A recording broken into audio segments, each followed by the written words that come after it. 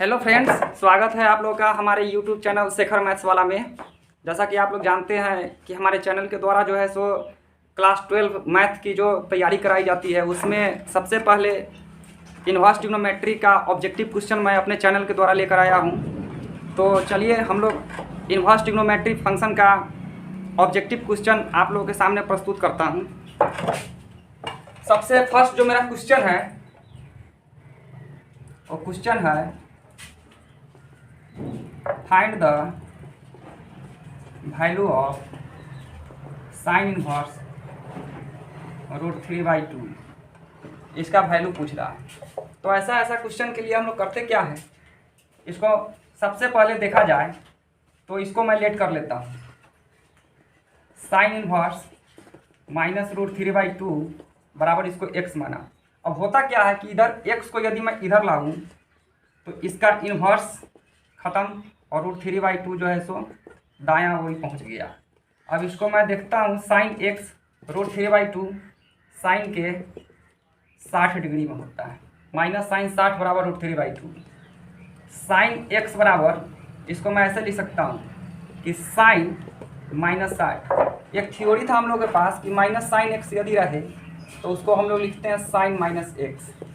Minus cos x रहे तो उसको मैं लिखता था cos pi -x। Minus tan x रहे तो उसको मैं लिखता था टैन -x। और कॉट रहता था तो उसको हम लोग लिखते थे कॉट पाई -x। और सेक रहता था तो उसको हम लोग लिखते थे सेक पाई -x। और कॉसेक रहता था तो उसको हम लोग लिखते थे कॉसेक -x। इसको याद रखने के लिए इस तीनों को एस टी और सी को एक साथ करते थे तो उसको हम लोग लिखते थे STC। और इसको याद रखने के लिए हम लोग सी और एस इसको हम लोग बोलते थे CCS, ताकि समझ में आ जाए कि STC यानी साइन टैन और कॉसेक और CCS का मतलब कॉस कॉट और सेक। तो इस ढंग से देखा जाए तो साइन से साइन खत्म, बचता है x बराबर -60 जिसका वैल्यू हो गया -π/3। तो ये रहा आपका फर्स्ट क्वेश्चन। इसी क्वेश्चन को फिर दूसरे ढंग से थोड़ा देखा जाए ताकि समय कम लगे, तो इसको मैं ऐसे भी कर सकता हूँ। यदि साइन इनवर्स इसका वैल्यू फाइंड करना है तो साइन इनवर्स √3/, इसको ऐसे भी तो लिख सकता हूँ कि साइन 60 में √3/2 हो गया। और इसको जो है सो मैं ऐसे कर सकता हूँ कि साइन इनवर्स, जैसे कि हम थ्योरी देखते हैं कि माइनस साइन एक्स के बदले साइन -x लिखता हूँ, तो क्या इसको ऐसे में नहीं लिख सकता? अच्छा, अब ये साइन इनवर्स से साइन खत्म तो बचता है मेरा -60 जो कि होता है -π/3। क्वेश्चन नंबर 2 देखता हूँ कि क्वेश्चन नंबर 2 मेरा क्या है। क्वेश्चन नंबर 2 बोलता है कि कॉस इनवर्स cos 7π/6 का वैल्यू निकालना है। तो ऐसे क्वेश्चन को सबसे पहले कॉस इनवर्स से कॉस खत्म मत कर कीजिएगा।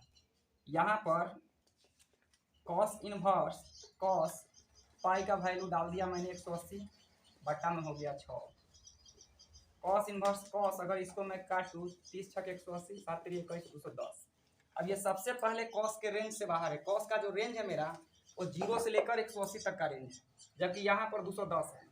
तो इसको मैं ऐसे लिख सकता हूँ, कॉस का जो रेंज होता है कॉस इस क्वाड्रेंट में पॉजिटिव होता है।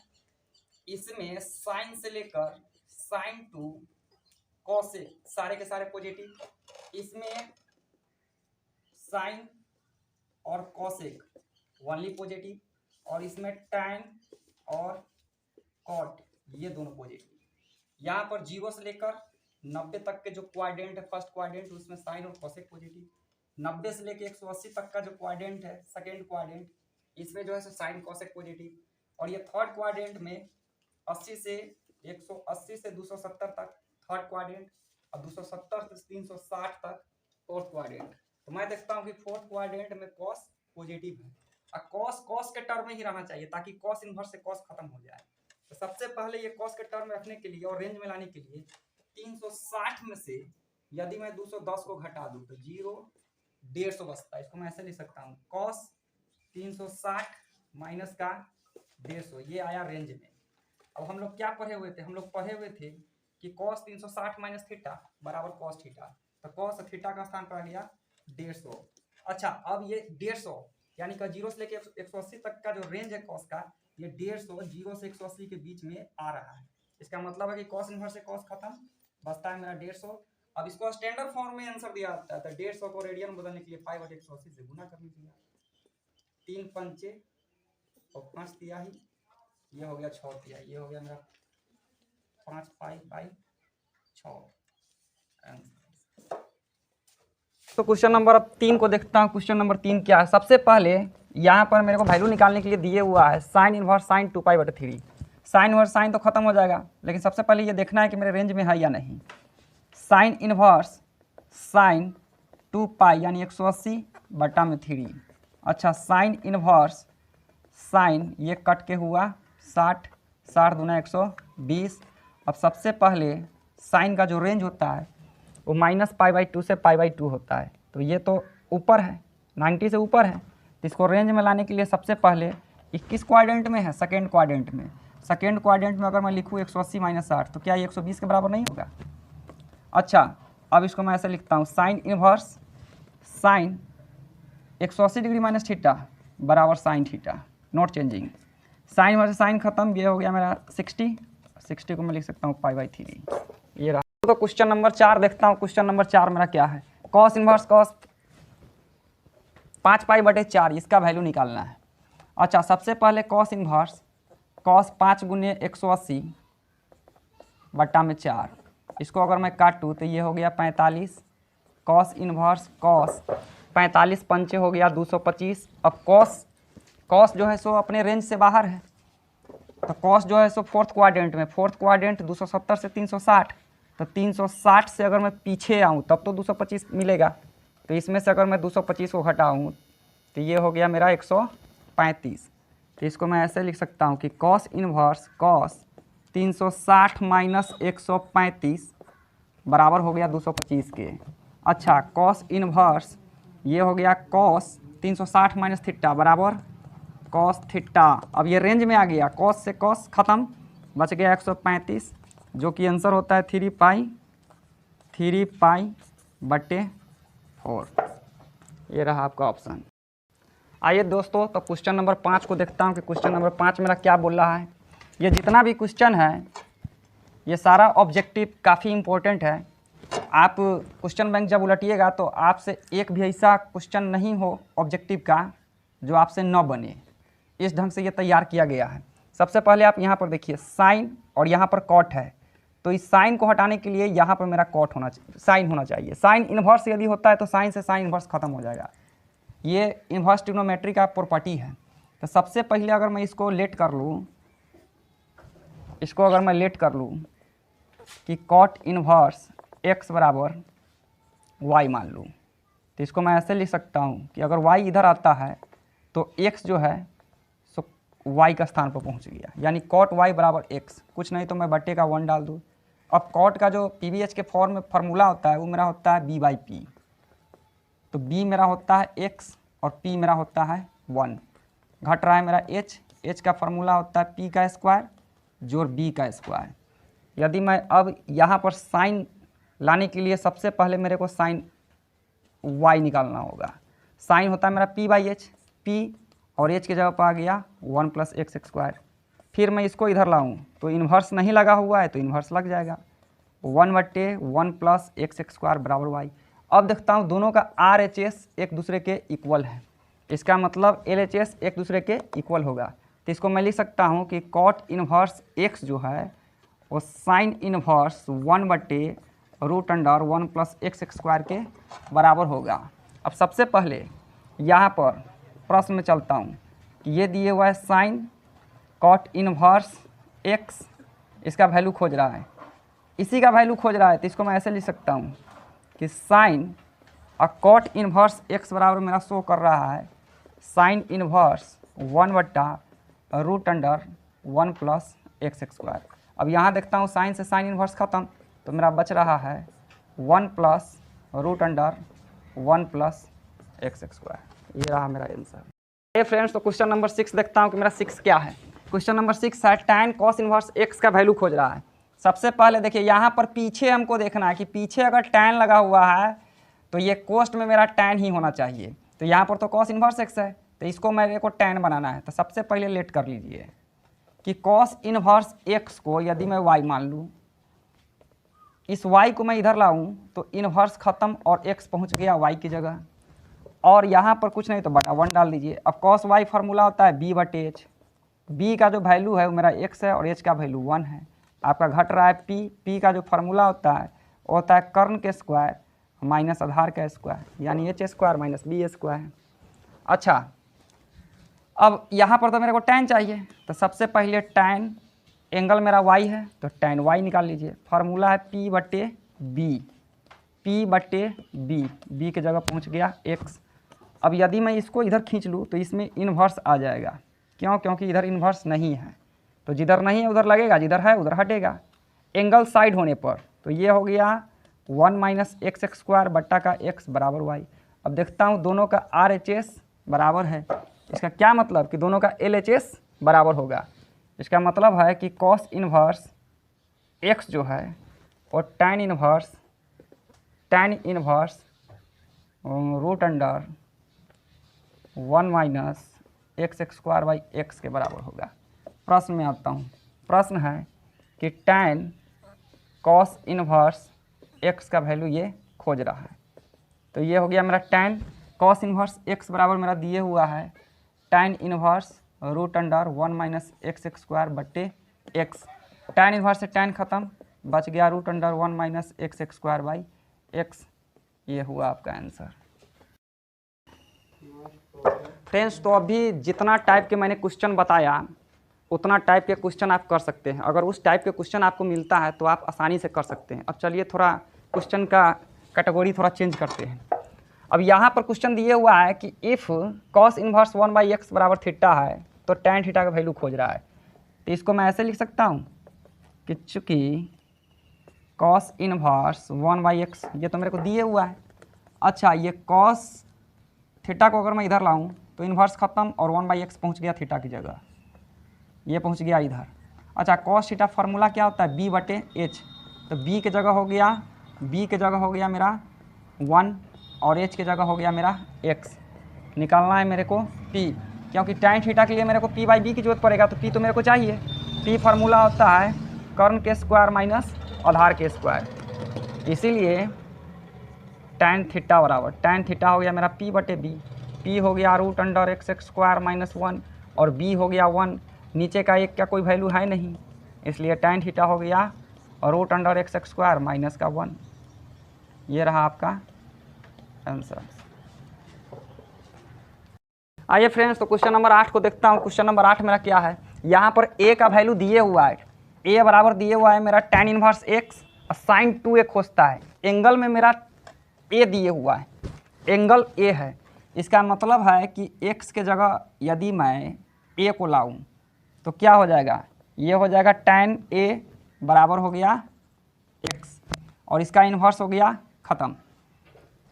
ऐसे कि tan इन्वर्स x बराबर a, इस a को यदि मैं उधर खींच लूँ और इस a को मैं इधर लाऊं तो इन्वर्स ख़त्म, एंगल पहुंच गया a यहाँ और x पहुंच गया वहाँ। इसके आधार पर मैंने इसको ऐसे लिख दिया। और tan a हो गया p बटे b। अब साइन 2a का फार्मूला क्या होता है, साइन 2a का जो फार्मूला है वो मेरा होता है 2 साइन a गुना cos a। तो साइन a भी चाहिए और cos a भी चाहिए, तो एंगल a रहेगा तब तो a वाला एंगल मेरा निकलेगा। तो यहाँ पर जो है सो tan a होता है p बटे b, तो p के जगह पर मैं लिख दूँ x और b के जगह हो गया 1। निकालना है मेरे को h, p स्क्वायर जोड़ b स्क्वायर, या इसको ऐसे भी लिख सकता हूँ 1 जोड़ x स्क्वायर। अब साइन a पहले चाहिए, साइन a p बटा h, p h की जगह आ गया 1 जोड़ x स्क्वायर। कॉस a चाहिए, कॉस a होता है b बाई h, तो b और h की जगह हो गया 1 प्लस x स्क्वायर। तो ये मेरा साइन 2a का वैल्यू खोज रहा है। तो साइन 2a फार्मूला होता है 2 साइन a गुना कॉस a। तो 2 साइन a, तो 2 गुने साइन a का वैल्यू है मेरा x root under 1 plus x square, cos a है रूट अंडर 1 जोड़ एक्स स्क्वायर। ये हो गया 2x, ये दोनों एक जैसा है, स्क्वायर हुआ गुना करने पर स्क्वायर से रूट ख़त्म, तो ये हो गया 1 प्लस एक्स स्क्वायर। ये रहा आपका आंसर। फ्रेंड्स, तो क्वेश्चन नंबर अब 9 देखता हूँ। 9 मेरा क्या है, बोल रहा है साइन और sec inverse x plus cosec inverse x, ये sine into sec inverse x plus cosec inverse x, इसका वैल्यू खोज रहा है। सबसे पहले हम लोग के पास थ्योरी क्या था कि साइन इन्वर्स एक्स अब प्लस कॉस इन्वर्स एक्स होता था पाई बाई 2। दूसरा होता था टैन इन्वर्स एक्स अब प्लस कॉट इन्वर्स एक्स होता था पाई बाई 2। तीसरा होता था सेक इन्वर्स एक्स अब प्लस कॉसेक इन्वर्स एक्स होता था पाई बाई 2। तो सबसे पहले अगर देखा जाए तो ये हो गया sine sec inverse x plus cosec inverse x बराबर होता है पाई बाई 2। ये रह गया मेरा पाई बाई 2। पाई बाई 2 मतलब कितना, साइन 90, और साइन 90 का वैल्यू कितना होता है 1। ये रहा आपका ऑप्शन। आइए फ्रेंड्स, तो क्वेश्चन नंबर 10 देखते हैं। टैन इन्वर्स एक्स बराबर पूछता है कि टैन इन्वर्स एक्स बराबर व्हाट। तो अभी हम लोग तुरंत पढ़े हुए थे कि टैन इन्वर्स एक्स अब प्लस कॉट इन्वर्स एक्स बराबर होता है पाई बाई 2। तो ये टैन इन्वर्स एक्स अगर खोज रहा है तो टैन इन्वर्स एक्स का जो वैल्यू खोजता है तो पाई बाई 2 तो बराबर उधर है, ये प्लस का कॉट इन्वर्स एक्स चला गया माइनस का कॉट इन्वर्स एक्स। तो इसके जगह पर मैं ऐसे लिख सकता हूँ कि टैन इन्वर्स एक्स बराबर होगा पाई बाई 2 और माइनस कॉट इन्वर्स एक्स के। या इसी को मैं इस फॉर्म में लिख सकता हूँ कि टैन इन्वर्स एक्स का यदि वैल्यू खोजे तो टैन कॉट का उल्टा होता है। तो इसको ऐसे भी तो लिखा जा सकता है कि टैन इन्वर्स एक्स बराबर 1 माइनस 1 बटे कॉट इन्वर्स एक्स। इसको इस ढंग से भी तो लिखा जा सकता है। अब ये ऑप्शन पर डिपेंड करता है कि मेरा ऑप्शन किस ढंग का मिलेगा। फ्रेंड, क्वेश्चन नंबर 11 को देखता हूँ। यहाँ पर टैन इन्वर्स √3 और कॉट इन्वर्स माइनस √3 का वैल्यू पूछता है कि ये कितना होगा। अच्छा, इसको मैं एक्स मान लेता हूँ कि टैन इन्वर्स √3 बराबर एक्स। इसको यदि मैं इधर लाता हूँ तो ये हो गया टैन एक्स बराबर √3। टैन एक्स बराबर टैन 60 हो गया √3 के बराबर। टैन से टैन खत्म, ये हो गया मेरा 60 यानी पाई बटे 3। अच्छा, दूसरे भाग को इसको मैं y मान लेता हूँ कि कॉट इन्वर्स माइनस √3 बराबर y। यदि मैं इसको इधर लाऊँ तो ये हो गया कॉट y बराबर माइनस √3। और पीछे कॉट होता तो कॉट के एंगल में हमको चाहिए √3, तो टैन 30 होता है 1/√3, तो कॉट 30 हो गया √3, तो माइनस ये हो गया मेरा कॉट 30। कॉट 30। अच्छा, हम लोग एक चीज़ पढ़े हुए हैं, हम लोग पढ़े क्या कि कॉट की यदि पीछे माइनस रहे तो वो एंगल में चला जाता है। या ऐसे भी तो लिखा जा सकता है कि कॉट का जो रेंज है वो 0 से 180 तक है। इसको ऐसे भी तो लिखा जा सकता है कि 180 माइनस थीटा। हम लोग पढ़े हुए थे कि माइनस कॉस एक्स रहे तो कॉस पाई माइनस एक्स, तो वही चीज़ ना, माइनस कॉट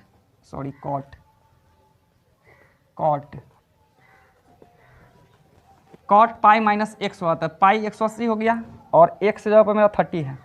अब दूसरी बात कि 180 से कम है तो ये हो गया मेरा 0, 90, 180, और ये हो गया 270 और ये हो गया 360। 180 माइनस होने का मतलब 180 से पीछे जाना, इधर मूव कर रहा है यानी 90 से आगे। और इस क्वाड्रेंट में साइन और कॉसेक पॉजिटिव होता है, इसका मतलब कॉट इस क्वाड्रेंट में नेगेटिव है। तो नेगेटिव के लिए इसको ऐसे लिखा जा सकता है। अब जरा देखिए, कॉट से कॉट खत्म, तो ये होता है y बराबर 180 में से 30 गया तो 150। कुछ देर के लिए अब इसको मान लिया जाए कि इसको अगर मैं रेडियन में लिखता हूँ तो 150 गुने पाई बटे 180, ये से ये ख़त्म, 5 तिहाई 6 तिहाई, यानी ये होता है 5 पाई बटे 6। प्रश्न देखिए क्या बोलता है, टैन इन्वर्स √3, टैन इन्वर्स √3 और माइनस कॉट इन्वर्स माइनस √3। अच्छा, इसको तो मैंने x माना है और इसको y माना है। x की जगह मेरा आया पाई बटे 3 और y की जगह आया माइनस पाई बाई 6। लसा निकाले, 3 6 का लसा हो गया 6, 3 दूना 2 पाई, ये हो गया 6 और ये हो गया 5 में से 2 गया माइनस 3 पाई बटे 6, ये से ये ख़त्म, माइनस पाई बाई 2 रहा मेरा